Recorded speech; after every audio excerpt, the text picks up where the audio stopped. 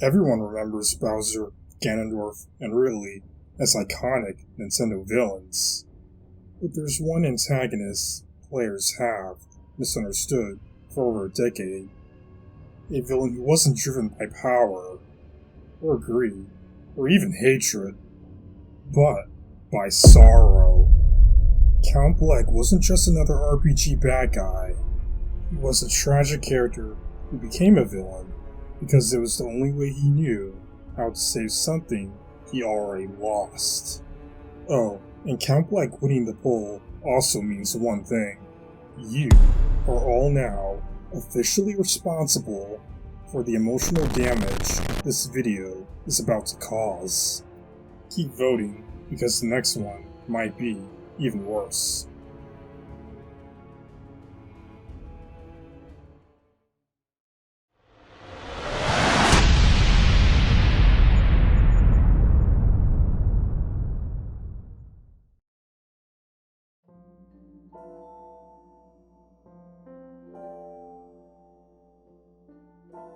Most Nintendo villains are born from ambition. Count Bleck is born from heartbreak. Before he became Count Bleck, he was Blumiere, a noble, or depending on the translation, a prince. He fell in love with a human girl named Timpani. Two people from different worlds. And in classic tragic fashion, these worlds refuse to let them be together. Timpani is erased, literally, from existence by Blumiere's own family. And this is the moment where everything changes. Blumiere loses the one person who believed in him, who gave him a reason to be kind, who showed him a world beyond power and duty. So he turns to the Dark Prognosticus, a book that predicts the destruction of all worlds. He reads it and thinks, if the world took everything from me, then maybe the world shouldn't exist. He doesn't become evil out of desire. He becomes evil out of greed, twisted into fatalism. This is the main detail that most players never see. Count Bleck isn't trying to destroy the multiverse because he hates it. He's doing it because the world he loved is already gone.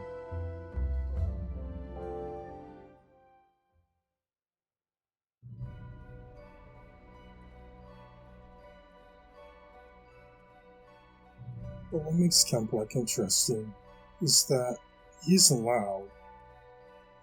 He isn't dramatic. He doesn't glow the way Bowser does. He hides behind a theatrical persona. He wears the monocle, the smile, the extravagant cape.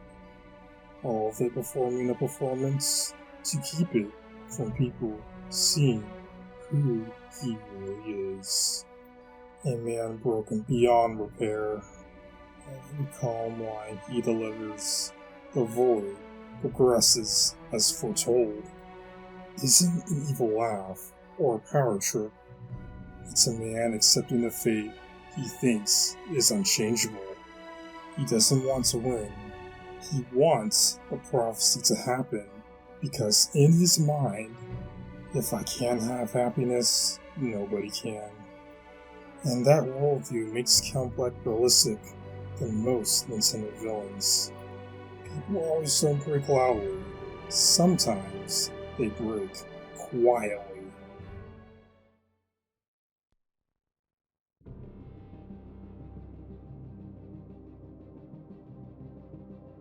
And here's where the game pulls the rug out. Count Bleck isn't the true villain of Super Paper Mario. Dimentio is. Bleck expects the prophecy to run its course. He thinks the world will end, the void will consume everything, and that's that. But Dimentio sees an opportunity where Bleck wants oblivion. Dimentio wants creation. on his own terms. He plans to survive, reshape reality, and become a god of his own world.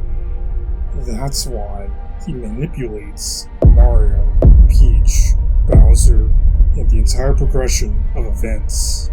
Bleck becomes the face of the apocalypse, but Dimentio becomes the architect of it. And here's the thing, Bleck never realizes he's being played, because he's so emotionally numb to care. Dimentio isn't attacking Bleck's plan. He's hijacking it while Bleck watches in silence. This is what makes Count Bleck tragic. He isn't a villain with agency.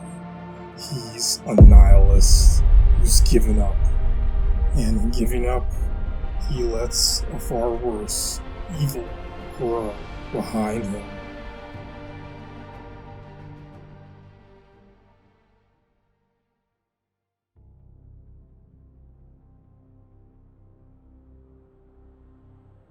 Then comes the reveal. Timpani isn't dead. She's alive, reincarnated, and walking beside Mario as Tippi throughout the entire game. And when they finally realize the truth, that the Princess of Light and the Villain of Darkness were once lovers, everything recontextualizes. Count Bleck's resolve shatters. The prophecy he devoted his life to, the destruction he believed was inevitable, the fate he accepted as punishment for his loss, all of it collapses. In that moment, Count Bleck does something rare for a Nintendo villain. He chooses redemption. He tries to undo the prophecy. He tries to help the heroes. He rejects the destruction he once saw as justice. That character shift is massive.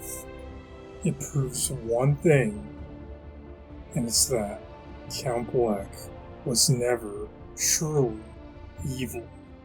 He was a broken man who needed one reason to believe in the world again, and when he found it, he changed it.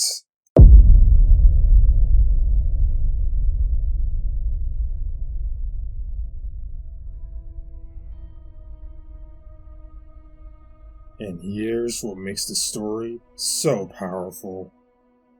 Count Bleck set out to destroy the multiverse.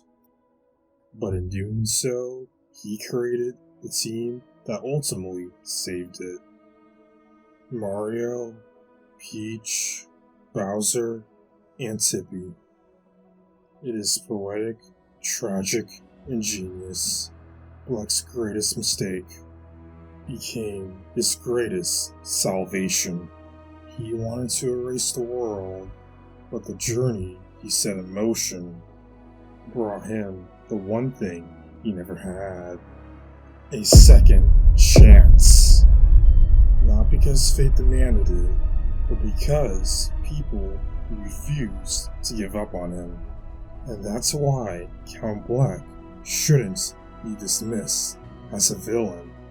He is a lover who lost everything, a villain who became one through grief, a man who rediscovered hope, and a reminder that even the darkest of characters can be pulled back from the edge. Nintendo fans didn't judge him correctly. He wasn't the destroyer of worlds.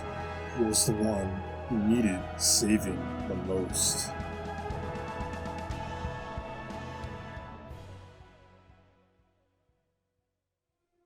So the question is, was Count Bleck a villain or a tragedy that Nintendo hid in plain sight? Let me know in the comments. Would you have forgiven him? If you want to help me decide on my next video, follow the community polls. and follow the convo on Discord and Blue Sky, both links in the description below. And if you love Nintendo deep dives like this one, make sure to subscribe, because we're only getting started.